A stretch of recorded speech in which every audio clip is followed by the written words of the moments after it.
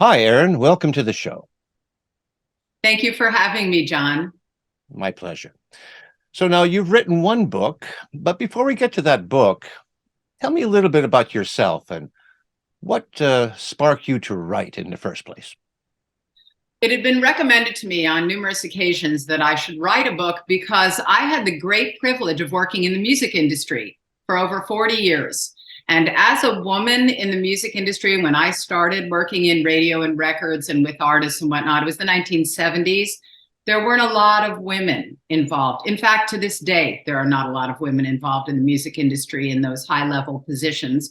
And I had the great privilege to be at a radio station in Philadelphia, also some radio stations in Los Angeles, where my job was to choose the music for the radio station. So through that wonderful opportunity to choose music and share with listeners and work with artists and whatnot, I had a great career working in radio. So really quickly, I grew up in New York City.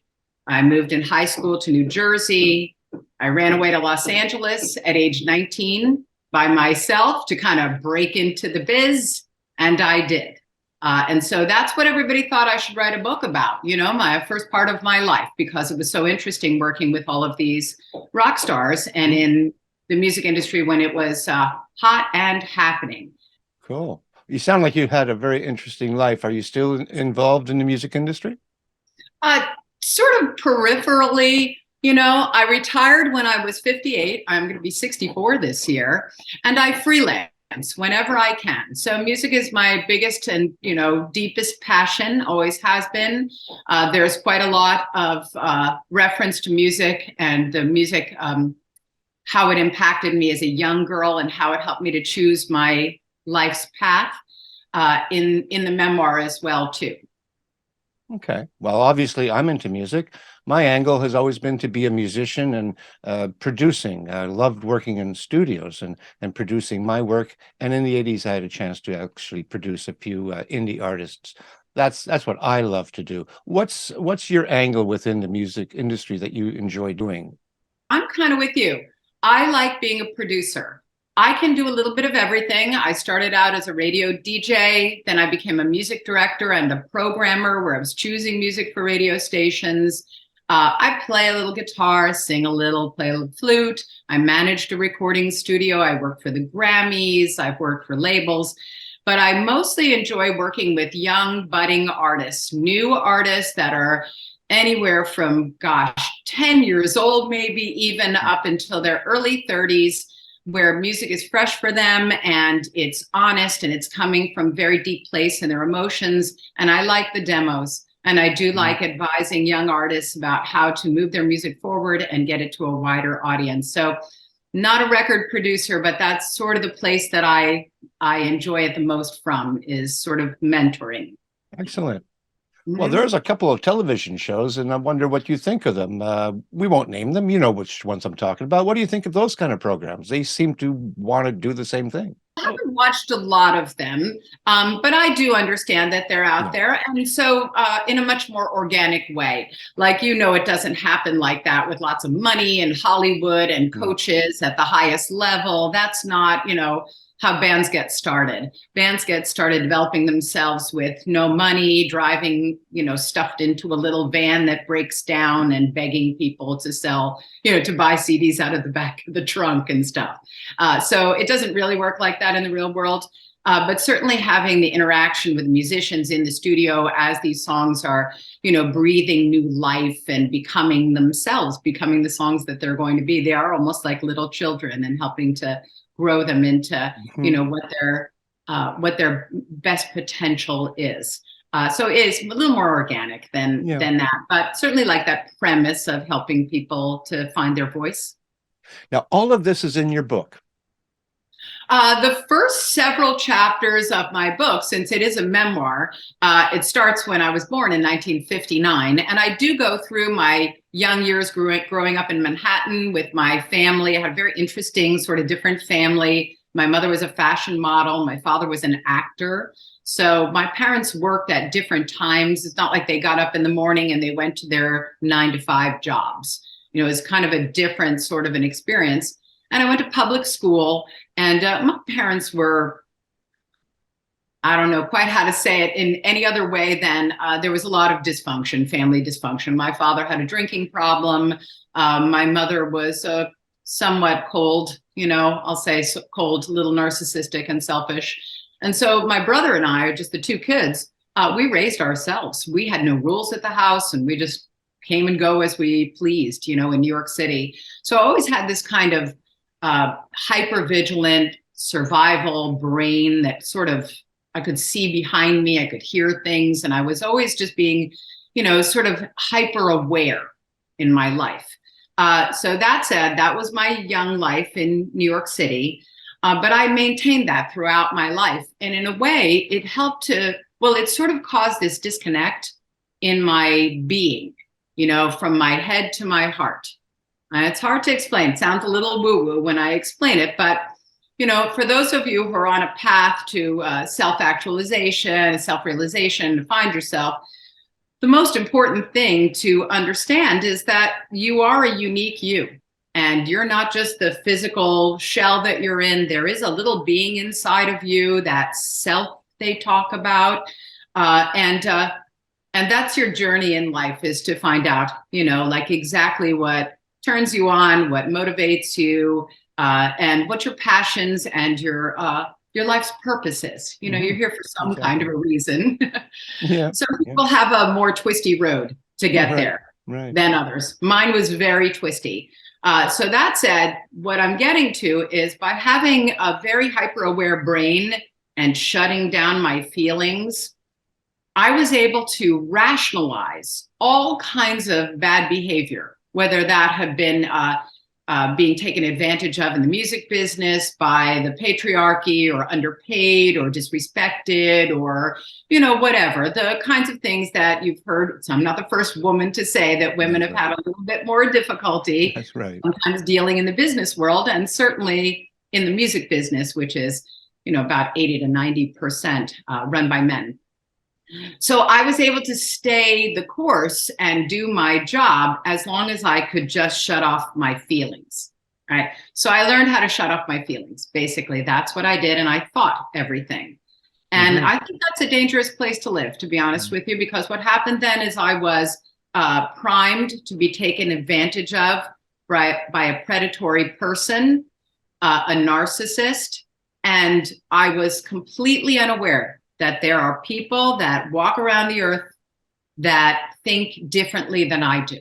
Very naive of me to think that everybody has everybody's best interests in mind, lives by the golden rule. It's not just psychopaths and serial killers that are bad. There are actually people you would think are totally normal people, but they think in a slightly different way, like transactionally. How can I get what I want? How can I get on top? How can I take advantage? And being separated from the brain to the heart, I was primed to be taken advantage of by somebody like this, and I met one.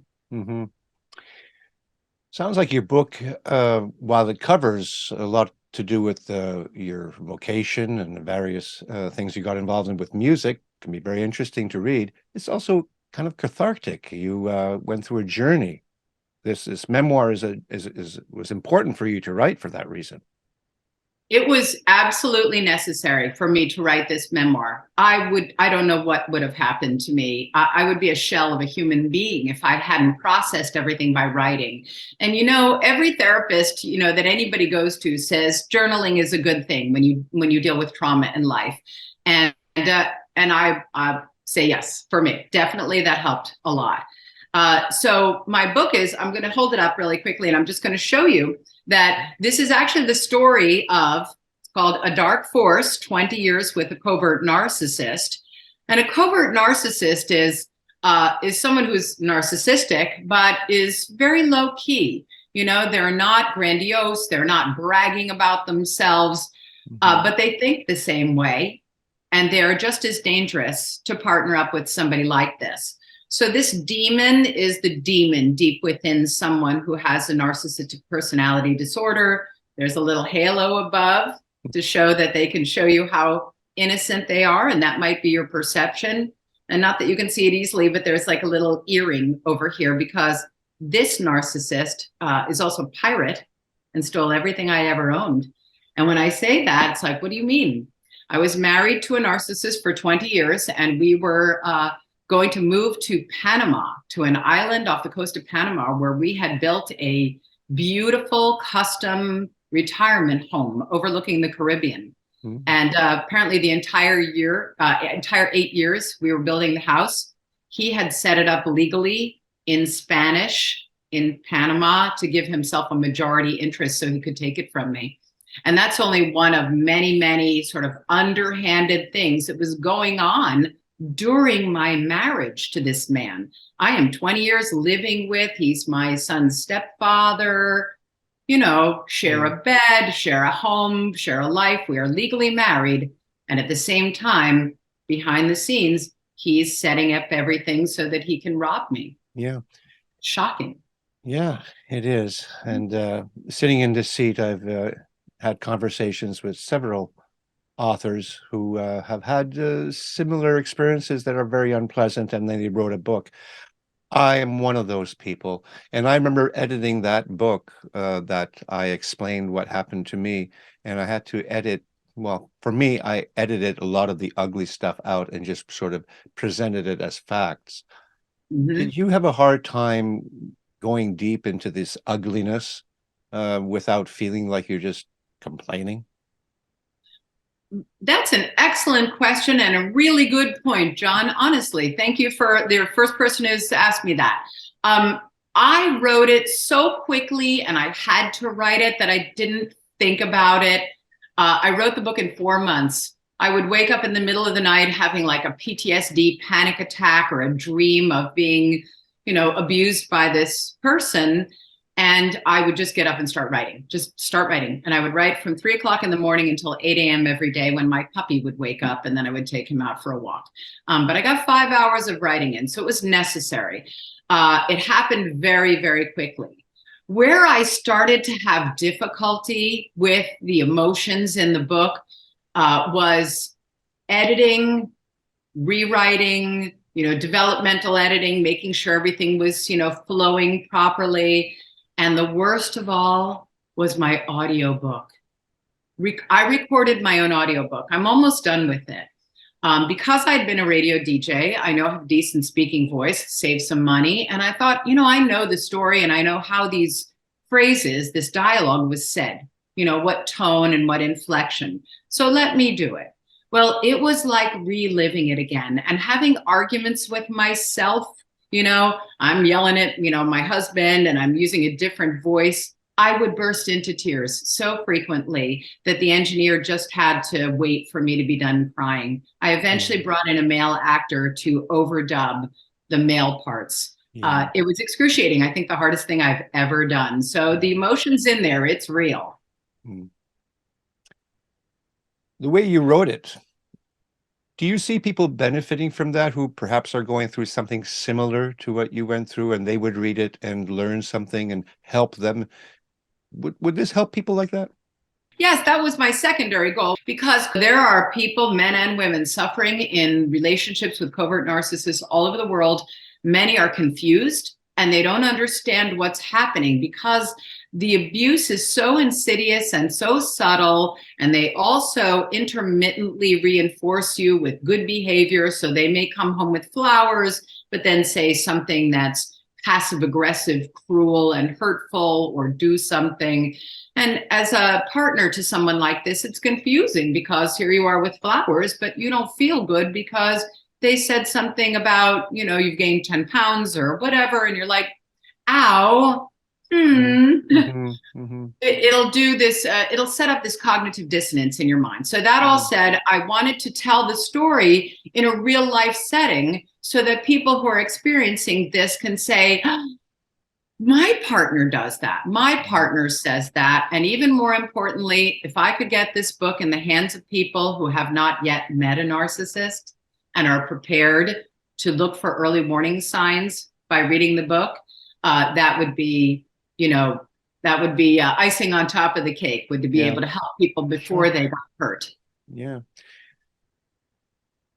What about the covert narcissist? Is there any hope for people like that? I mean, not perhaps by reading your book, but are we completely writing them off? I would say that most people have come to the conclusion, whether that be psychologists, psychiatrists, or people who have been in relationships with people with NPD, narcissistic personality disorder, would say no. There is no help for these people to change because they don't even know where it comes from. There are certain schools of thought that say that there is some birth defect to some degree, where some people might be born with an inflated amygdala and a shrunken hippocampus area of their brain. They may have less capability for empathy to others.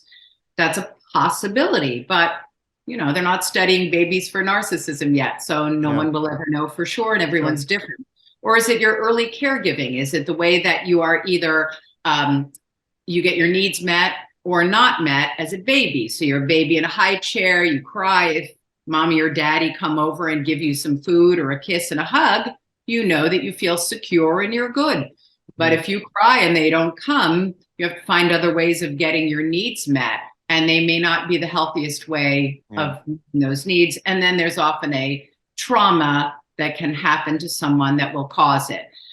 So there are some what they call themselves self-aware narcissists you can find on YouTube. So if you type in self-aware narcissist, there might be 6 or 7 people saying that they've been diagnosed with narcissistic personality disorder, and they're working through it, and they're trying very hard to change, but they're more telling you, this is the way that I think that's different than the way that you think. Okay. So they have to consciously try to think like another person, just like you would have to try to think opportunistically.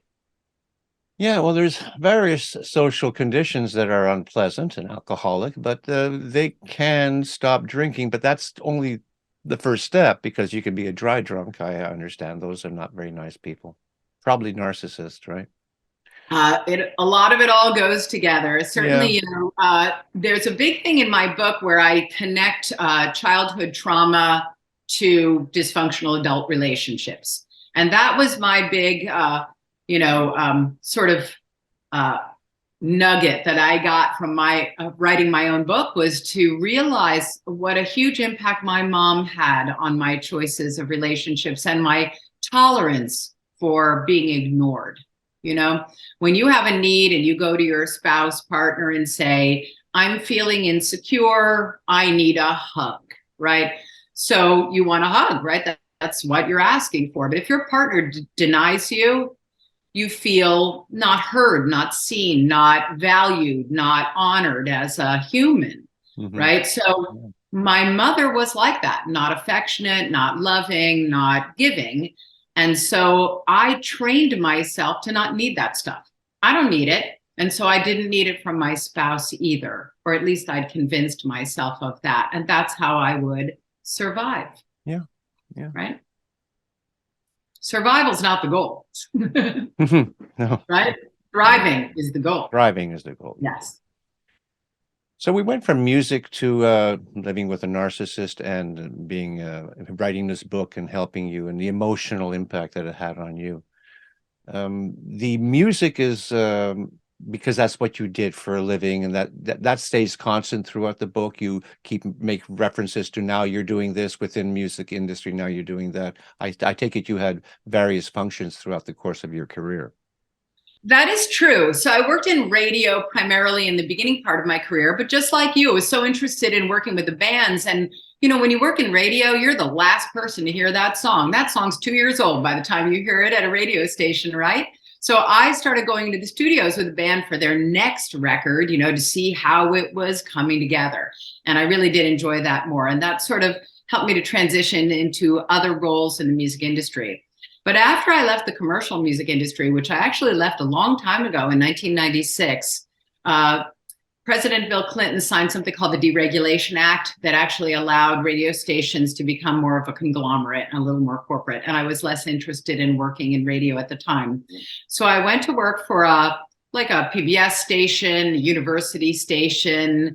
Then I worked for the Grammy Awards, and I was the executive director of the Philadelphia chapter. But my pride and joy was, after the Grammys, I opened a children's music school. Mm, So I opened a school called Rock and Roll After School. I had it for a little over 10 years, and I taught kids how to, well, I didn't, I had teachers too.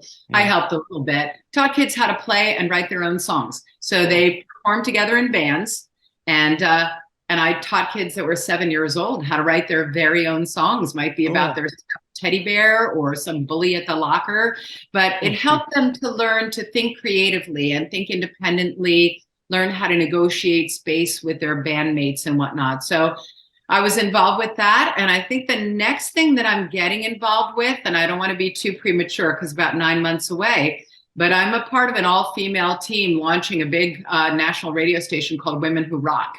So all the women who were in the rock and roll business in the 60s and 70s and 80s, we've all come together. There's about 50 of us. And we're launching a new radio station in January next year called womenwhorock.com. wow. So just things come my That's way. neat. I don't know quite how, but I'm always interested in being involved in new things and meeting new people like yourself. Now, you and I are the same, come from the same generation. One of the things that I struggled with as a musician was that transition from the 70s music, which I got really good at. That's when I became a really good guitarist. And then we entered the 80s and I didn't understand what was going on. The music scene changed. Did you feel that sort of displacement as well? Like what's going on? New wave, punk, electrobeat music. All of a sudden, everything's on drum machines, and it was weird, wasn't it? Like, how did you handle that? Well, I was a little bit more of a listener at that time for the late 70s. I will say that I was very excited about the new punk music coming in at that time. I did feel like it didn't even deserve to have a title of punk. It's like it was just faster rock and roll music. Hearing bands like, oh, I don't know. First of all, they put Tom Petty into a punk category back then. What? That makes no sense. Back Hmm, then, okay. it's because on his first album cover, I know this because the label shoved him like into the library for almost a whole year. Wow. He was wearing a leather jacket with a necklace of bullets. Okay. Okay. So they thought the radio stations would think he was a punk rocker because he had the Yeah. bullets around his. So they just shelved his record, sat on the shelf for 9 months until one of their employees decided to kind of push it with a I didn't radio know guy that. and Interesting. turned Tom Petty into a huge star that everyone in the world loves. So I love the Talking Heads. I love the Ramones. I loved all that stuff Hmm. from that period of time.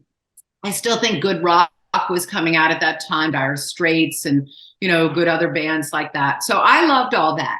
I would say the continental shift happened for me in the early 80s with the hair metal bands. No offense. We love them, they're fun, but it was that 1983 year where we got MTV launched, CDs became, the new format. Everybody went out and bought their whole album collection again on Hmm. CD, thinking that it would be permanent. It could never get hurt, could never get scratched or anything like that, like your vinyl albums did. And so there's a lot of money, so much money in the music business at that time, with people buying CDs for $17.99 a piece, and MTV and Yeah. billboards and big tours with sponsors. So that's kind of when I felt like we'd gotten away from the musicality or musicianship of music, Yeah. Yeah. right? It's more a business than then. I lived in Montreal until I was 21, and then I moved to Toronto. And even then, I'd go down to New York City a lot. And one of my favorite places was CBGB's. Did you ever go there? I sure did. I sure did. And I saw a documentary the other night with Tina Weymouth of the Mm, Talking Heads, bass player for the Talking Heads, yeah. talking about how she went and bought a bass guitar. She's the first musician in that band. She bought a bass guitar without the ability to play and started teaching herself how to play by just watching, other people. And she got her buddies at school, David Byrne and Chris Franz, to start jamming together. None of them knew what they were doing. They're just bashing around and doing. Who knew? Four Mm, months later, they had their first gig at CBGB's because they lived 3.5 blocks away. They're huh, like, "Where's the yeah. closest club we can carry our amps to?" Yeah. No, I So love yeah, that. I did go there a little bit later than that, certainly in the late 70s and the early 80s. But Yeah, I saw yeah. Blondie there. Oh, That's are yeah, you fortunate? yeah. That's the That's biggest one. And then I saw a whole bunch of other acts. I forget what they're called.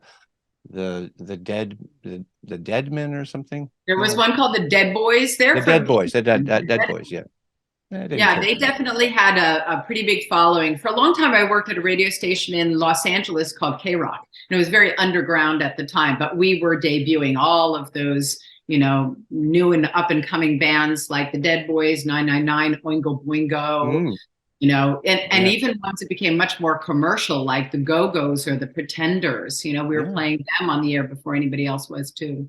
cool. Yeah. So how are sales for your book? I would say for a self-published author, they're pretty good. And I only say that because being a self-published author, I found out this year that 2.4 million books are self-published every year now. That's right. That It's is a crazy wild. amount of books. Keeps So me busy. yes, keeps you busy, right? Everybody wants to be on my show. And it keeps me busy with marketing and whatnot, because there's a million different directions to take your book in marketing now as a self-published author. Okay. And I found out after the fact that when I wrote the book, I wrote the book and people's response has been overwhelming to me, very positive. And people have said, well, if you had a publisher, you could be on the Reese Witherspoon book club, because Yeah, that's where you should be. yeah. But without having a publisher, I'm not getting on the Reese Yeah, I Witherspoon know, I know. Yeah.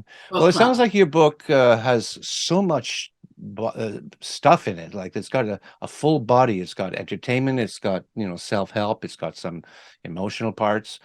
It's just got everything in it. It sounds It's really even a delightful. manual. Let me tell you that I have a Yeah. lot of footnotes and a lot of definitions of certain phrases, narcissistic behaviors, whether Mm, they be triangulation, blame shifting, projection, etc., so that people can also educate themselves to be able to better recognize these behaviors in people. okay. So yeah, it's like a little Well, research manual too. that's great. That's really great. Thank you. Gonna wrap it up here and I'm find going to you hold when it we're up done. again. There's your Ta-da! book. There it I'm is. really proud of it. So it's Of available course. on Amazon, and it's also available in bookstores now. So Oh, you can get it on Barnes and Noble and Bookstore or bookshop.org and all kinds of different places online now. great. Um, and from my website, where I sell autographed copies and also voodoo dolls, because Mm, everyone needs one. okay. Yeah, sounds Maybe cool. you don't need one, but I think everyone I've met needs just at least one voodoo. Okay.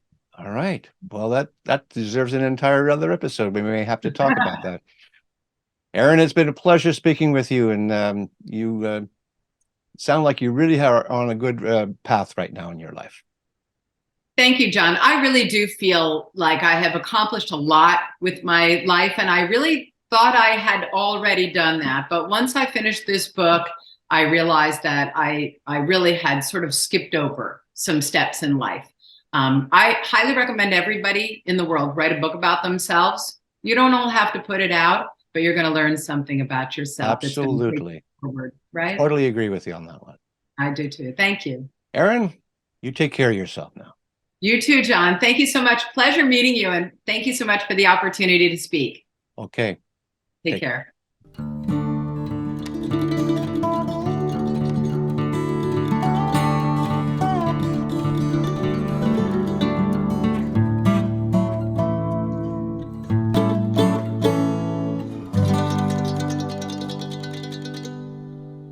And that's our show for today. If you like what I do here on Tell Me About Your Book, then please hit the like button and subscribe. And don't forget to ring that bell for future notifications.